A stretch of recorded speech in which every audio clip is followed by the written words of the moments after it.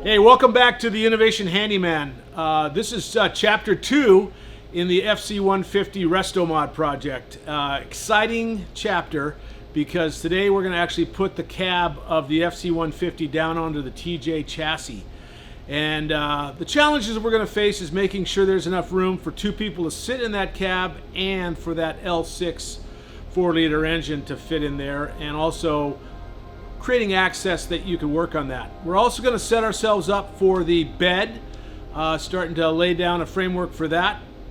So stay tuned for an exciting episode. If you have a chance, please hit like and subscribe. That helps us with our channel. And let's get right into this episode.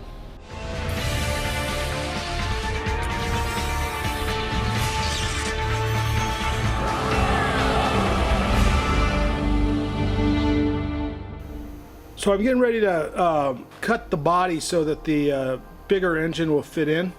Obviously, there was a Hurricane 4-cylinder originally in this Jeep FC150. Now it's a L6 6-cylinder 4-liter Jeep engine.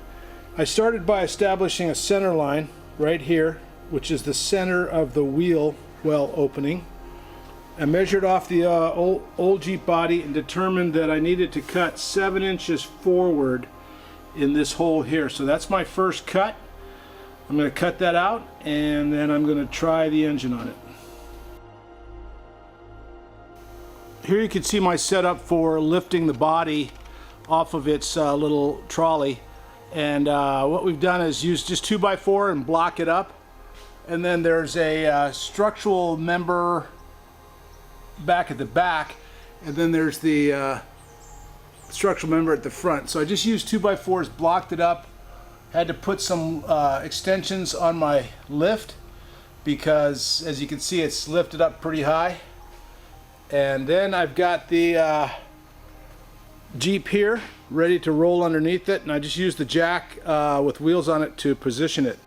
So I used the wheel jack to get the chassis centered, and then centered on the wheel on this mark that I made right here. So I'm basically lined up, ready to drop it down, and that's what it looks like right now.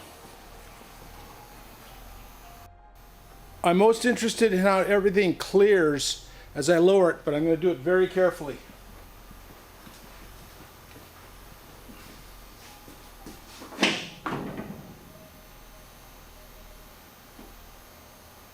Just listening for anything.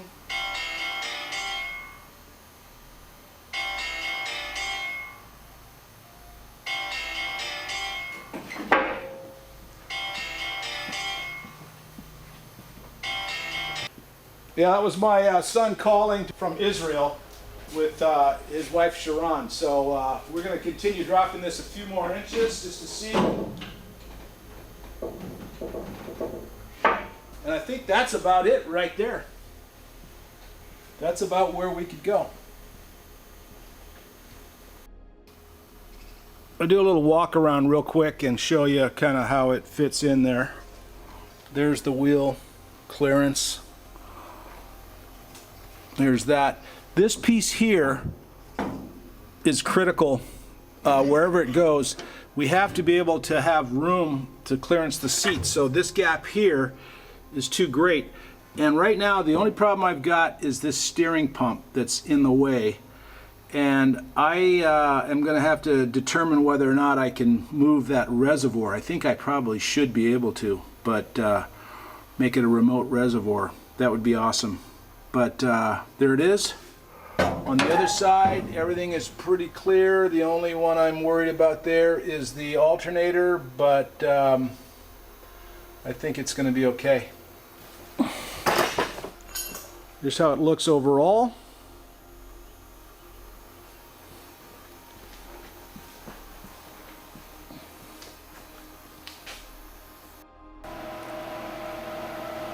I'm getting ready to weld on some frame extensions on the front of the frame here.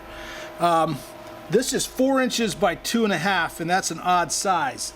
So I found I could get 2.5 by 2.5 square tubing.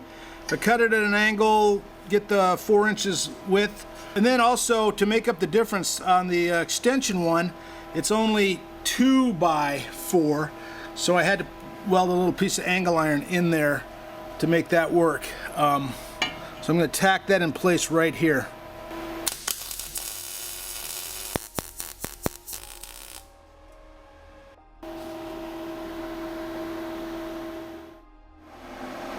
I'm going to cut these body mounts off because they're not useful for the bed or for the cab because they're just in the wrong position. So I'll use them up front. Here's what that body mount looks like in place. It's actually right up at the very front of the truck. If I go inside, I'll show you that's where the old mounts were. Yeah, I just dropped a 1/2 inch bolt down there where the hole comes through. It's right at that corner at the front of the cab. And so that's the strongest spot, and that's where we're locating. And the last thing to do is I'm just going to weld this nut right on here on both sides.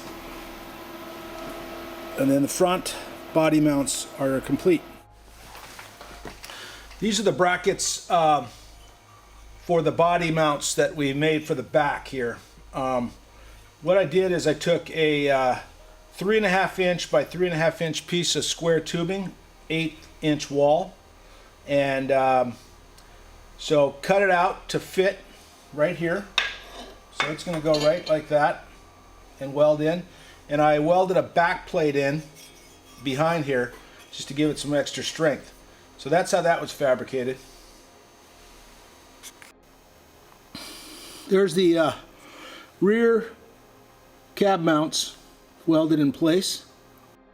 One of the things from a design standpoint is that it's important not to get the cab completely level, but slightly forward. So it's just leaning like 1 bubble or 1/2 a bubble forward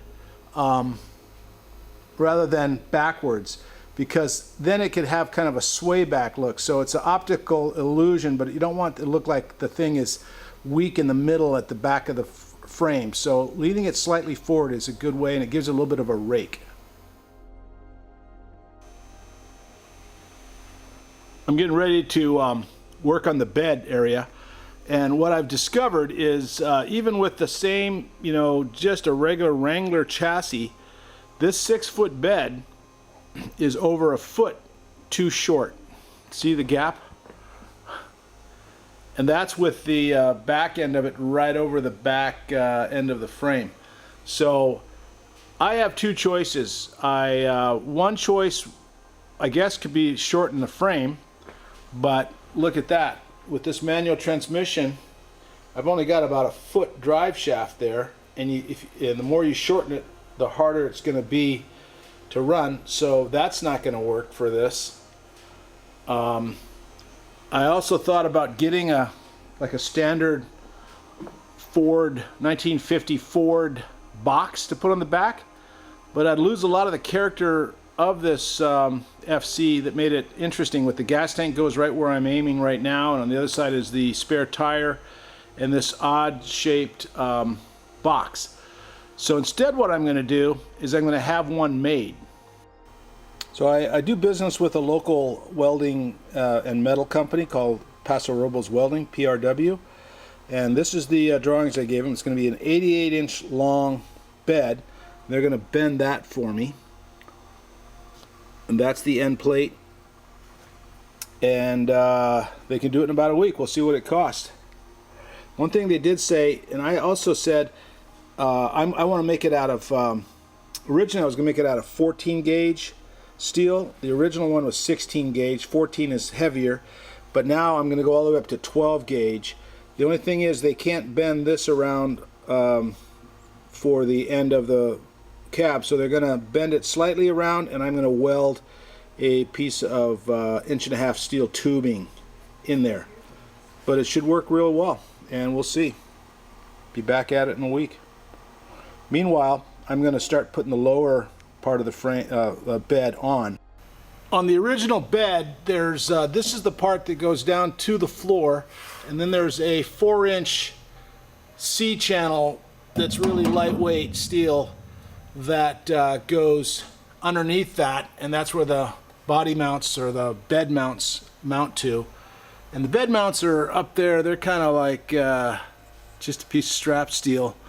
We're going to beef this up a little bit. We're going to make it in not C-channel. We're going to make it into square tubing.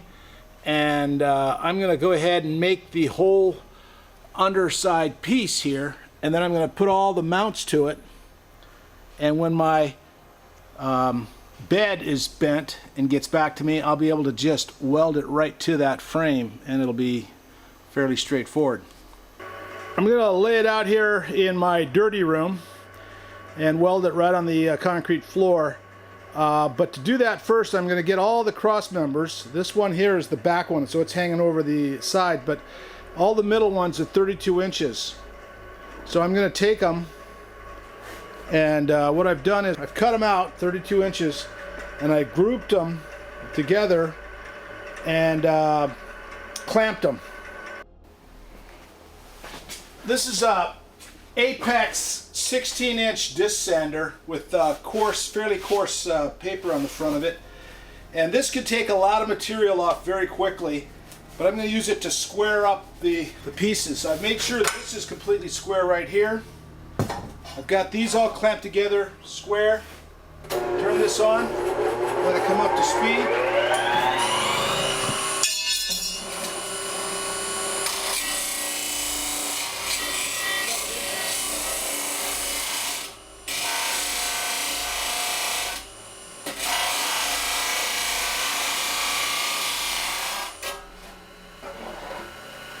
That makes sure that they're all the exact same length and they're all squared up with each other.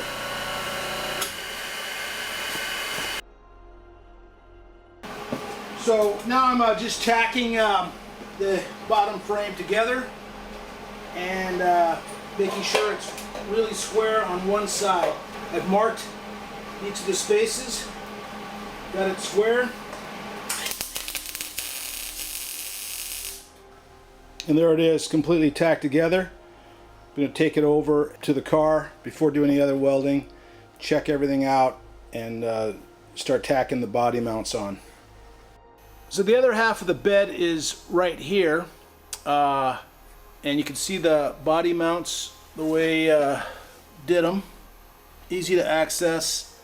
Got them tacked into place, so if I have to make any adjustments I can. And then the bed is going to get welded to this piece here, and it'll lift the whole thing off as a unit. Okay, so I've finished welding all the bed mount brackets, and I've turned this this bottom bed frame upside down and done both sides. There you can see the side bracket. This goes out to my nephew Matt McKay Smith and also Chad Riley, who have in the past been critical of my welds, but you know, I'm getting a little bit better by doing it, and I think it's important to do your own welds or you never will get better. This is my new welder. It's the Lincoln Power MIG. It's 220. All my past projects I only had a 110 volt welder, but this is the brand new 260 Power MIG. Came out about a year ago, I think. And what's really neat about it is it's all digital. So that's it turning on. You know, when it comes on, you can select whatever you want. I could hit this, and then I can select the whatever thickness of the metal is going to be. So it's pretty cool. Love it. But there it is. This bracket here is for to bolt the brake, emergency brake to, and it's been tapped with 3 holes. I salvaged everything I could off of the bed of the old bed of the truck, And these are the parts needed to make the straps to hold the gas tank down. So there are parts that I'm going to weld in place. I cleaned them up as best I could with sandblaster and wire wheel. And we're going to weld these onto stainless steel straps.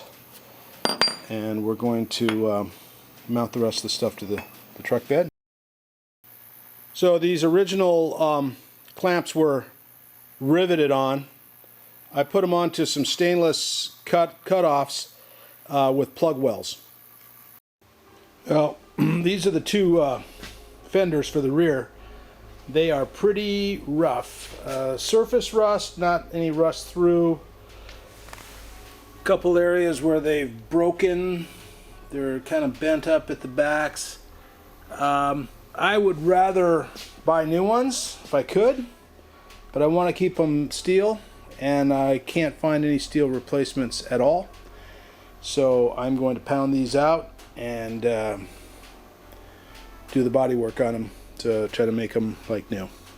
So the first thing I'm going to do is I'm going to use my bead roller, and I put the cutting blades on it. I'm going to cut a 3.5 inch strip out of this piece of sheet metal.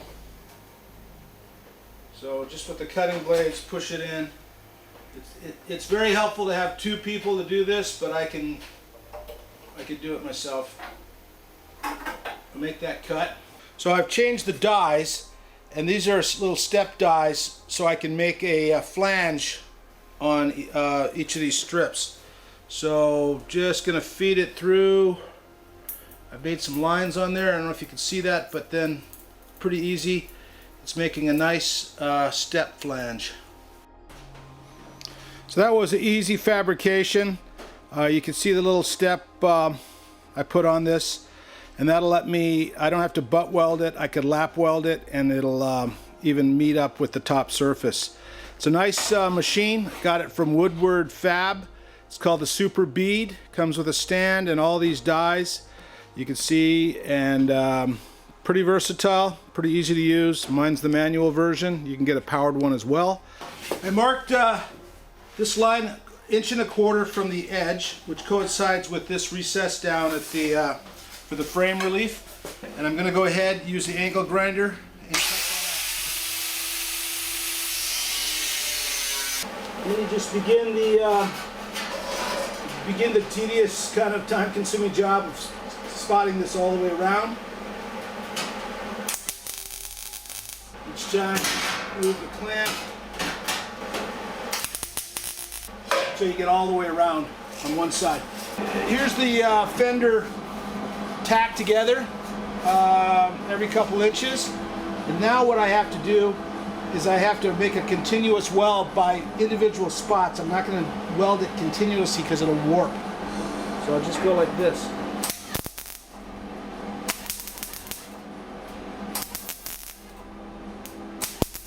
So right there in the groove, there's a little gap that I can put the welds in, and I'll fill each one in.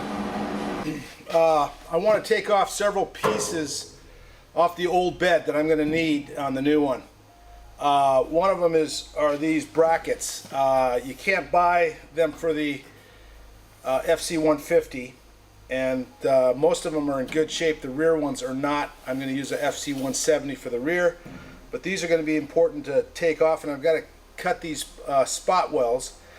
I'm going to need to take off this bracket here for the spare tire, and there's a tub right here for the spare tire that I'm going to take off. But found an interesting tool to cut the spot welds. Let me show you how that works. So this is an interesting kit right here.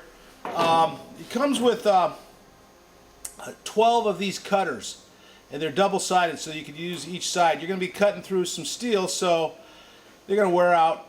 It's got a pin that's retractable, and then it's got 11 additional replacement bits. I think it costs like 12 bucks or something like that on Amazon.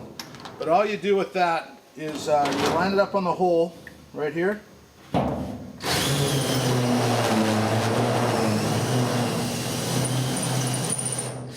you cut the side that you want to throw away. So I'm throwing away this old bed, but I want to keep those pockets. And that's all you do. You cut the spot well out like that, go all the way down, cut them all out, and then you can remove them fairly easy. This is what it looks like once you've done it. You see the holes there on the side you're trying to get rid of, but the part on the other side is perfectly good. Here's what's left of the old bed. I've cut all the side pockets out. You can see the spare tire well. These ones I couldn't use. I got new ones for the back pockets. But tailgate, built a new one of those. That one is so shot. A lot of surface rust. Took the gas tank brackets off, and you take this is ready to go to the recycle. Okay, so we have the cab roughed in, and we've got the base for the bed made. And next week, at the next episode, we're going to be dropping that bed and completely assembling it. And there's some innovations in the way we do the tailgate hinging, latching, and hold downs, etc. So that's coming in episode 3 next week.